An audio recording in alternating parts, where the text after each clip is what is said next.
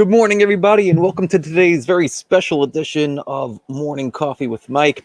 Decided to change things up a little bit, invite you into my backyard, and have a little bit of Monday morning prep for the week, and a bit of, what actually goes into it all. Now, there's the different parts of trading prep where we are planning out our trades for the week, doing our scans, all that sort of stuff. But there's also the part of the prep where we want to get ourselves into a state of calm, into a state of zen, into a state where we are not just focused on the next trade, but we're actually focused in on the plans that we've made for ourselves.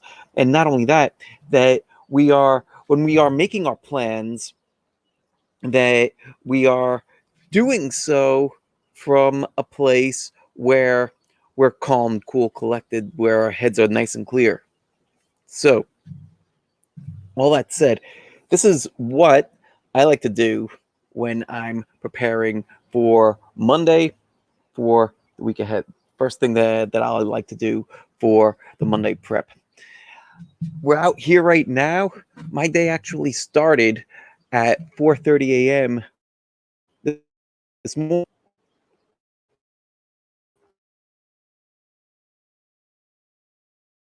In New York, first thing that I like to do is go out and exercise. Each day it's going to be something different. Today it happened to be yoga. I'm prepping for a marathon that's coming up in June. So I like to get stretching, clear the head. Yoga is great for both of those things. Come home, shower, prayers. Prayers are super important. I'm incorporating more prayer into my daily practice. Morning, afternoon, evening, taking some cues from our Islamic friends. It's great to incorporate different things or different practices into what it is that we're going to do. Well, we could take things from different religions, different cultures, incorporate what works for us, and that's one of them. After that, it's journaling time. So journaling out not just the trades. Journaling our trades is very important. I talk about journaling in the Trading Mind Wheel book. If you haven't gotten the Trading Mind Wheel book yet, go grab it. It's on Amazon, Barnes & Noble, everywhere books are sold. If you already have your copy, go to tradingmindwheel.com and submit your receipt, because there's some really great bonuses coming up. One of them is going to be a special live Q&A for everybody that's read the book. So it gives you a chance to read the book and then come ask all the questions live with me there. So make sure that you do that.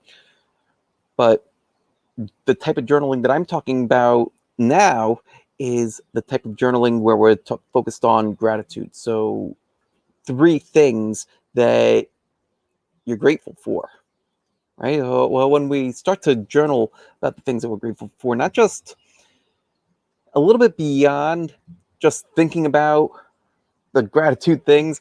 There was a conference that I went to, actually an event that Tony Robbins runs called Unleash the Power Within. I did that a couple of years ago. And one of the things that Tony talks about is when you think about gratitude, you want to put yourself into the state that you were in when you were actually experiencing things that you're grateful for. Or if you're thinking about something in the future that you're grateful for, to put yourself in that state, like actually feel and believe, well, what it's like.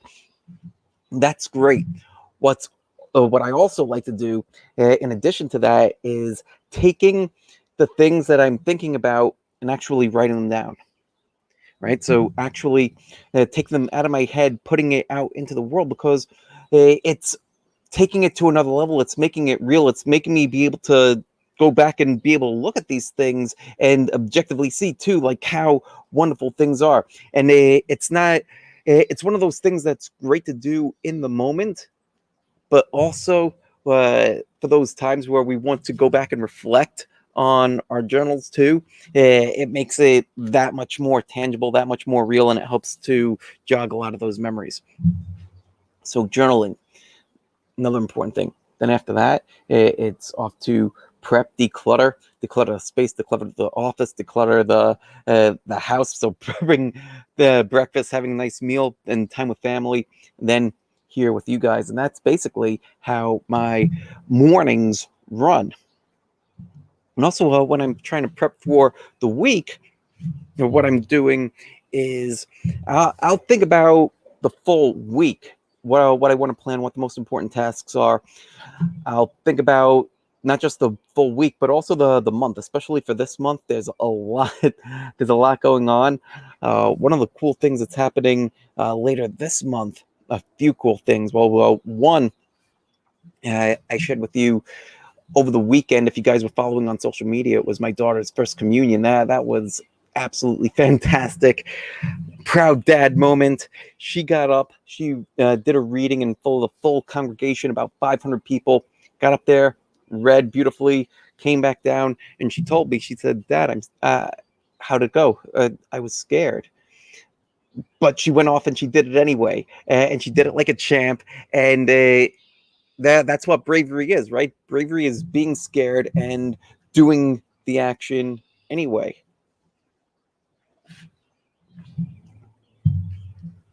But it's also being scared, but being scared for the right reasons, feeling a little bit of anxiety. You haven't done something before. You're prepared, right? She was prepared. She practiced with us for several weeks at the dinner table, going through the reading, pretending that she's there, getting up, standing, pausing when she's supposed to pause.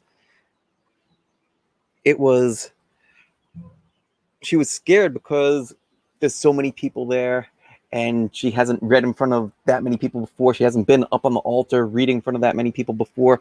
But she wasn't scared because of lack of preparation, right? There's a difference there. In trading, we can often feel fear because we feel underprepared. The market's moving this way, the market's moving that way. What do I do? Somebody on social media is saying that, I'm making this amount, or I'm in such and such trade. That makes us worried that, I'm not fully prepared. I need to be in that thing that they're doing. It's a different type of fear. What we want to be doing is following our plans. And we lay out these plans. We want to have the courage to follow these plans. Part of the morning prep, part of the week prep is getting into this calm state, getting into this Zen. And this is where the meditation, the mindfulness, calm clarity, being outside, that's where this sort of stuff comes into play, because when we're preparing ourselves in this way, we're able to focus on the prep work that we've done before, where we've gone, we've done all of our screening, we've built our trading plans, we know where we're going to enter, where we're going to exit, where we're going to take profits, we've developed the skills.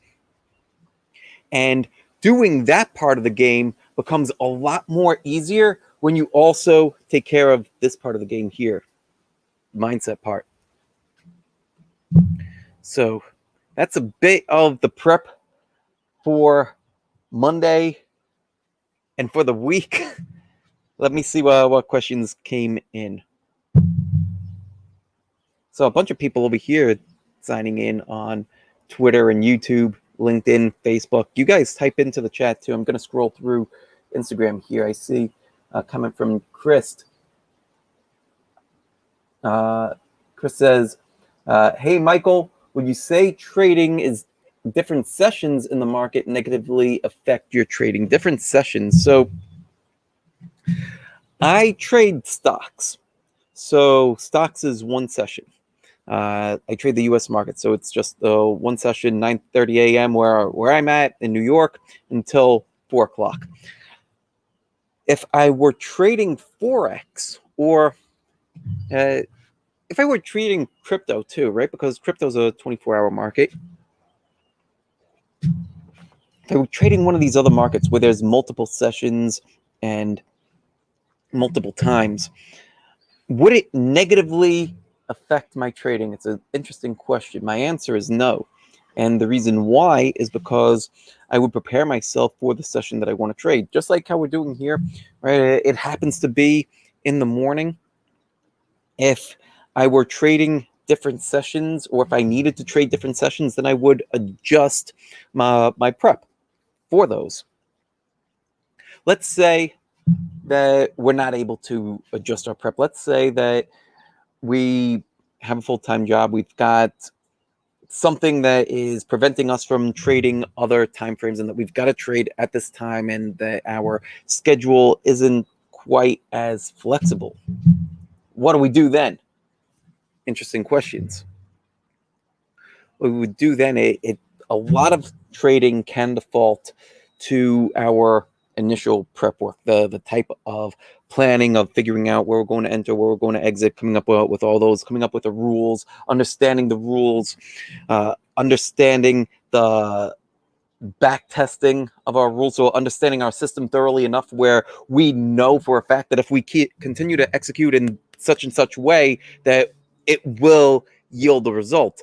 And not only that, if we deviate from these plans, then we're not going to get the result, because we've done all the testing, and we've seen that where we're not just pontificating here, we actually have data that is telling us that we will get the result if we trade in this way. When we lay those kinds of foundations, Chris, it becomes a lot easier to follow our plans. And whether we are trading an evening session, a morning session, or whatever session, it becomes that much easier to follow the plan and execute.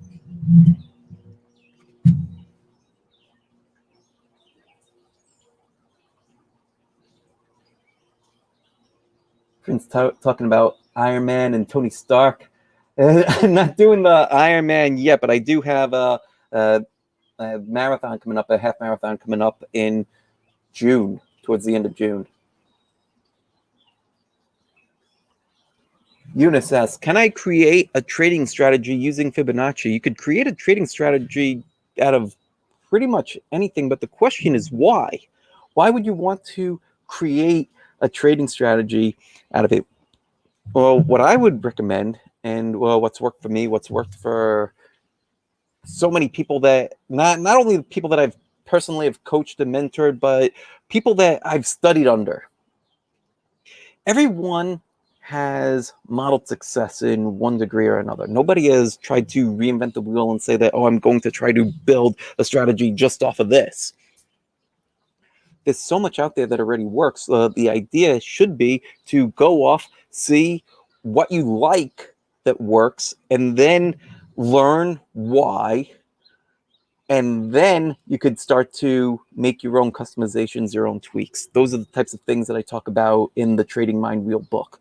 So again, if you haven't gotten that book yet, go get it. All right, notice over here that it's starting to get a little sunny over here. So let's switch this camera over here. That might make it a little bit better for YouTube. All right, let's see what other questions have come in.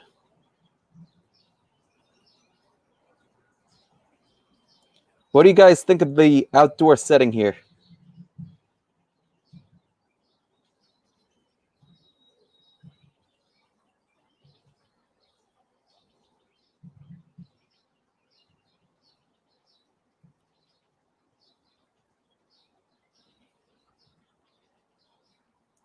Someone wants to know about Gann trend reversals. It's not something that I use. So unfortunately, I can't really speak to Gann trend reversals. Let's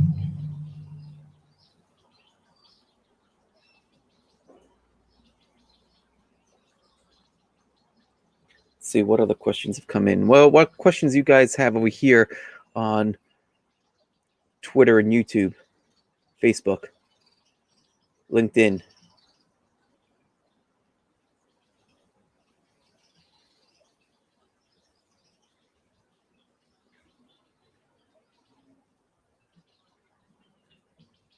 No, it looks like that might be all the questions for today. All right, so we'll wrap things up here. I want to say thank you so much for joining me today. It's been a real pleasure. Let me know what you thought about the great outdoors here. Let me know about the sound quality. I'll be able to check it over here on YouTube because it's being recorded on the microphone. Let me know what you guys on Instagram thought about it. And I'll see you back here again tomorrow at 9:30 a.m. Eastern Standard Time for the next Morning Coffee with Mike. Take care. Much love. Peace out, everybody.